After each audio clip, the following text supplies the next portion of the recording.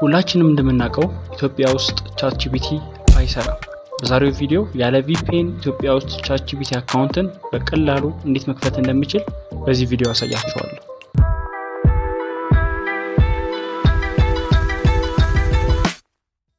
በመጀመሪያ ብራውዘራችንን እንከፍታለን። ማንኛውም ብራውዘር ሊሆን ይችላል።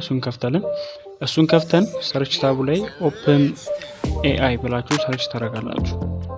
OpenAI በስልካችሁ የምትጠቀሙ ሰዎች ስልካችሁን ዴስክቶፕ ቨርዥን ላይ ማድረግ እንዳትረሱ። እንደምትመለከቱት OpenAI የሚለው ሊንክ መጥቷል። እዚህ ጋር እንደምትመለከቱት ቻት GPT የሚል ሊንክ አለ። እሱን አንዴ ክሊክ እናደርገዋለን። እሱን ክሊክ እናደርገው ቀጥታ ወደ ሬጅስትሬሽን ፔጃችሁ ይወስደናል። ሳይን አፕ እንለዋለን ማለት ነው። አካውንት ለመክፈት ስለሆነ ሳይን አፕ እንለዋለን። ይኸውላችሁ እዚህ ጋር እንደምትመለከቱት ክሬት ዩር አካውንት ይላል። እዚህ ጋር ኢሜይላችሁን ማስገባት ትችላላችሁ። ካልሆነም በጉግል አካውንታችሁ ቀጥታ መግባት ትችላላችሁ ማለት ነው። ስለዚህ እኔ በጉግል አካውንት እገባለሁ። አካውንቴን ከመረጣችሁለት በኋላ ወደ ሪዳይሬክት አድርጎ ወደ ዋናው ፔጅ ይወስደኛል ማለት ነው።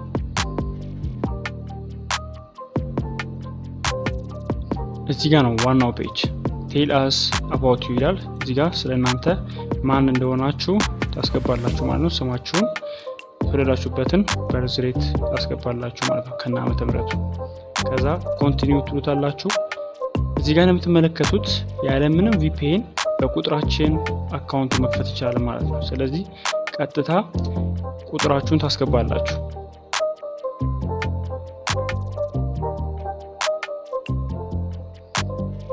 ሴንድ ኮድ ስትሉት በዚህ ያስገባችሁለት ቁጥር መሰረት የራሳችሁ ቁጥር ኮዱን ቬሪፊኬሽን ኮዱን ይልክላችኋል ማለት ነው። ኮዱን ልኮልኛል። ስለዚህ ቀጥታ ኮዱን አስገባለታለሁ ማለት ነው።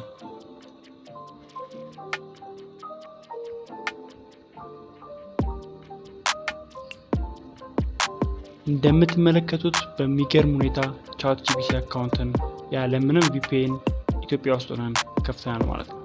ስለዚህ ኦኬ ትሉታላችሁ። ይሄው ዋናው ፔጅ ማለት ነው። ቻት ጂፒቲ 3.5 ቻት ጂፒቲ 4 ቨርዥኑን ጭምር አለላችሁ ማለት ነው። እዚህ ጋር ማንኛውንም ጥያቄ መጠየቅ የምትፈልጉትን ጥያቄ መጠየቅ ትችላላችሁ ማለት ነው። what is ቻት ጂፒቲ ለዋለው ለሙከራ ያህል